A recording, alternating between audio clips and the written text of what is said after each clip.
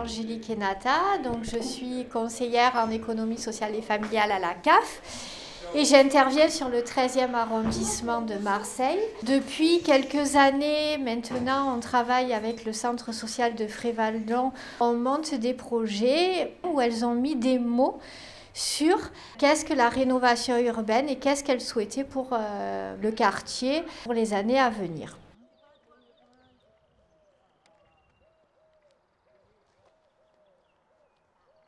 Je m'appelle Sissi, je suis l'animatrice du groupe. Je travaille au centre social depuis 23 ans. Donc il y en a certaines que je connais depuis très longtemps.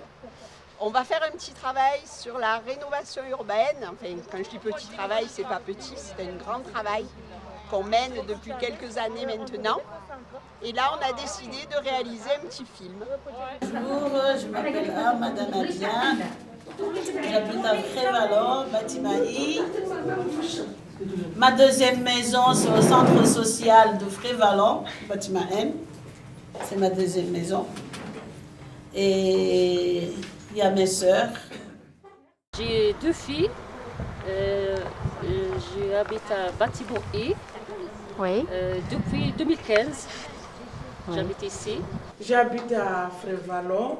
Ça fait déjà 20 ans plus que je suis ici. Ça me plaît, le quartier. J'ai toujours vécu dans ce quartier. J'ai grandi ici, j'ai étudié ici. Quand je me suis mariée, je suis partie. J'ai vécu au Liban pendant 18 ans et maintenant je suis revenue. Et je suis revenue avec ma petite famille, mes 3 enfants, mon mari, et j'habite ici maintenant. J'ai habité Frévalon depuis 2009 parce que maintenant j'ai déménagé en 2020. J'habite juste ici à côté à Malpasset, c'est pas loin d'ici. Mais je suis toujours à Frévalon. Il y a mes voisines, mes copines. Il y a aussi le centre social. Je fréquente le centre social tout le temps. J'ai habité le L ici, juste en face de moi. As-tu envie de rester à Frévalon? Oui, ça fait plaisir. Oui. Pourquoi? Parce que la vérité, depuis que je suis là en France, j'aimerais bien. J'ai demandé que j'aimerais bien être là à Frévalon parce qu'il y avait mes cousines. Avant, il y avait ma sœur. Il y a aussi, je fréquente le centre, juste à côté. J'ai pris l'habitude. Oui. J'ai pris l'habitude avec les voisins, les personnes du centre social. Donc on forme une famille. On forme une famille, on s'entend bien. Toute la communauté s'entend bien, quelle que soit sa race ou sa religion. On est très bien. Après voilà, bon, pour moi personnellement. Oui. Ah oui, j'adore mon quartier. Quels sont les points positifs de Frévalon? Frévalon, c'est un grand quartier. Ouais. On a tout, on a la piscine, le métro, le marché, les écoles, le collège.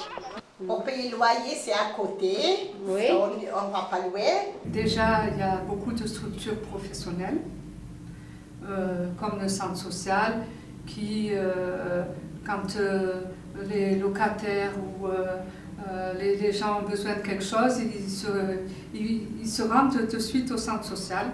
Et il y a beaucoup d'autres choses aussi, comme la multiplication, la CNCV, il y a beaucoup d'associations qui peuvent aider et qui est au service des habitants. Les gens entre eux sont solidaires, on se fait des amis facilement, on parle aux gens, voilà, le contact se passe très bien. Les points positifs de Frévalon, premièrement, il y a le métro, à quelques minutes d'ici. Et il y a aussi la colline. On est en ville et en même temps on a l'impression d'être à la campagne en fait. Ça marche bien, on est bien avec le centre social. Je découvre beaucoup de choses que je ne savais pas. Nous avons été Fatia, André, Ahmed Traoré et moi dans les bureaux de Marseille Rénovation Urbaine pour être en visio avec l'ANRU pour écouter ce qui allait se dire par rapport à Frévalon. Qu'est-ce que ça veut dire l'ANRU? L'ANRU, c'est l'Agence nationale pour la rénovation urbaine. C'est une agence de l'État. Donc c'est l'État qui décide de valider ou pas un projet de rénovation urbaine. Donc l'ANRU, État, va déléguer notamment à Marseille Rénovation Urbaine pour justement faire un travail avec normalement les habitants et les associations, mais aussi les collectivités pour réfléchir à un programme de rénovation urbaine dans un quartier. Nous, on a pris la parole pour dire qu'il fallait qu'il y ait un vrai travail qui soit fait par rapport au logement, par rapport aussi aux structures associatives. Nous, on a dit par exemple, Réseau 13, qu'on voulait un pôle santé. Il y avait Multipassion qui a demandé aussi un vrai espace de sport pour les habitants, etc. Et le projet qui a été présenté pour Frévalon. Sur la question de la démolition, il a été question donc, du bâtiment E, ça a été présenté. Ils veulent démolir le G1 et le G2 pour que quand on arrive à Frévalon, on voit qu'il y a la colline, etc. C'est pour embellir le quartier. Là se pose la question du relogement des personnes. Et après, ils ont présenté une autre partie du projet qui concerne plus ce qu'ils appellent la zone Est. Ce qu'ils veulent faire, c'est regrouper les associations là en pied de bâtiment. Il est prévu dans la construction, et ça, l'ANRU va être utile, mais c'est la ville qui va construire, un centre social neuf. Il va y avoir aussi des financements, l'ANRU et de l'État, les deux, pour les écoles de Frévalon. Les appartements seront rénovés, mais la seule rénovation qu'ils vont proposer, c'est de refaire toutes les salles de bain, faire des douches à l'italienne. Et ce qu'ils vont proposer aussi, c'est d'agrandir les balcons. Ils vont rajouter 1 mètre de balcon. Les balcons qui sont de mètres, ils ont proposé les enlever, ça ferait une sorte de terrasse. Et ils vont mettre en place un système qui va permettre d'économiser le chauffage. Ça permettra d'économiser jusqu'à 500 € de chauffage par an. Les personnes qui devront partir, si on n'arrive pas à les faire se reloger ici, il faut qu'elles partent dans des bonnes conditions. Financièrement, qu'elles aient le même loyer. Et cette bataille-là, pour le coup, on ne la gagnera pas seule. On se crée un collectif d'habitants ou bien des délégués par bâtiment, il y en a quelques-uns, mais il en faut tout le temps des nouveaux, qui puissent nous faire remonter ce qui ne va pas dans leur immeuble. Il faut que vous travailliez à la charte du relogement avec les associations pour qu'après, elle soit validée. Et si elle est validée, ils sont obligés de se conformer à ce que vous avez dit. Herbel, ils ont réussi à la faire valider parce que les habitants ils sont obligés, ils se sont battus pour ça. Alors pour ceux qui ne veulent pas partir, en fait, vous pouvez demander jusqu'à 100 mètres autour de votre quartier. Donc c'est possible d'être relogé sur place. C'est possible. Sous réserve qu'il y a des appartements disponibles par rapport à la configuration de votre foyer et des appartements disponibles. Je suis Guillaume Kesdi. Moi je suis habitant du Petit Séminaire et je fais partie du Conseil citoyen du Nord 13-Est. Il y a cette problématique du relogement. On sait, on a fait un calcul à un moment donné, que ce soit Valplan, voilà, Bégude c'est destruction totale, le Petit Séminaire c'est destruction totale. Tout le reste, que ce soit Herbel, la Castellane, fait de partout où ça va se rénover, c'est 30% de logements détruits. Grosso modo, sur tous les programmes de rénovation urbaine, c'est 6500 logements qui sont détruits. Normalement, dans le cadre de la rénovation urbaine, nous, les conseils citoyens, on devrait être, c'est la loi, auprès des institutions, de tout ce joli monde, pour discuter justement de ces modalités-là. Il faut déjà savoir comment on va faire pour les reloger, dans quelle modalité on va les reloger, où c'est qu'ils vont aller, quels sont leurs désirs. Moi j'aimerais aller au Chartreux, moi j'aimerais aller au Prado, moi j'aimerais aller à Sainte-Marguerite. Pourquoi c'est pas possible?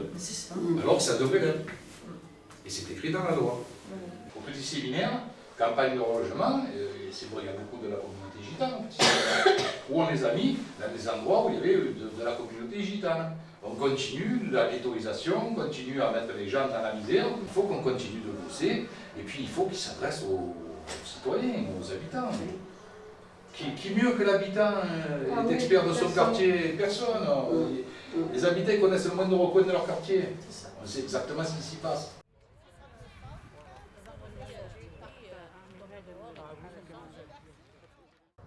Qu'est-ce que vous aimeriez avoir à Frévalon? J'aimerais bien que notre projet de la maquette se réalise pour y vivre dignement. Il faut un jardin pour les enfants, il n'y a pas de jardin.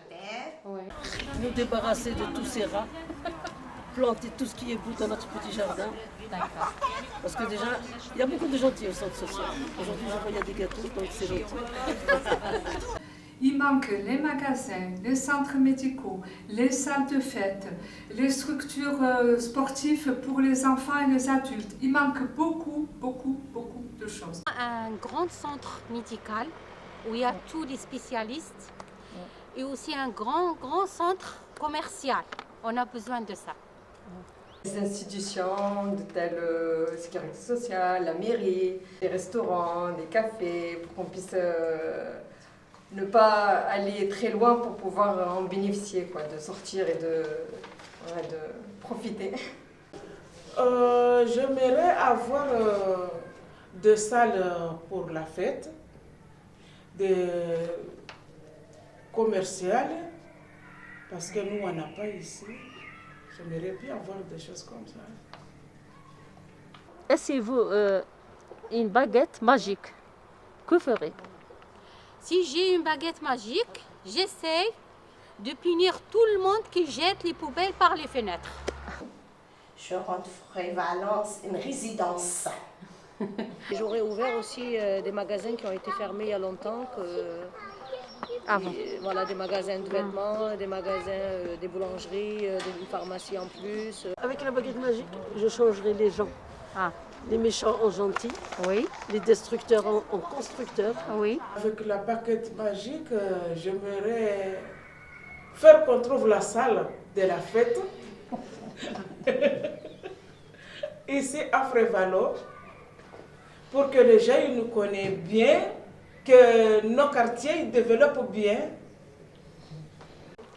J'ai pas besoin de bâton magique parce que la magie est toujours là à Frévalon. On a tout ce qu'il faut, on est bien entouré. Est-ce que la rénovation urbaine vous inquiète? Non, pas du tout. Pour moi, est-ce que construire un autre bâtiment en cassé, un bâtiment, les gens sont partis où? Est-ce qu'elle veut rester à Frévalon? Est-ce qu'elle est loin? Ça dépend, les gens, elle ne veulent pas que... Et ça fait mal au cœur quand ils vont casser les souvenirs qu'on a, les blocs. Moi, j'habite au bâtiment E. Ça fait presque 30 ans. C'est vrai que j'ai grandi dans le quartier. Avant, j'habitais au B, après au et au E. J'ai fait tous les... Et ce bâtiment, il est au cœur de la destruction, au cœur de cette rénovation urbaine. Et moi, j'ai rien demandé. C'est vrai, où aller? Il faut que ces personnes qui sont hautement placées, ils viennent et qui nous posent des questions sur ce problème et on leur dira, nous on est au cœur de ce sujet. En fait, il faut loger et non déloger, construire et non détruire. Voilà. J'ai entendu dire que mon bâtiment, le bâtiment G7, on va le supprimer. Donc moi j'y habite.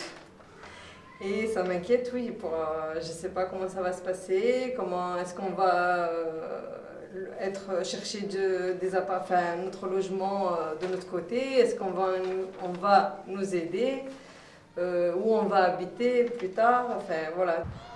Ça dépend ce qu'ils vont rénover, ça dépend ce qu'ils vont faire, par quoi ils vont remplacer. C'est peut-être un peu inquiétant, parce qu'on ne sait pas ce qu'ils vont exactement faire. Donc, moi, je m'inquiète. Et je ne m'inquiète pas pour moi, je m'inquiète pour les autres. Merci. Merci beaucoup. On ne va pas le quitter, notre quartier. On est à fond dessus. C'est vrai, on ne le lâche pas. On est là. On reste ici. C'est vrai.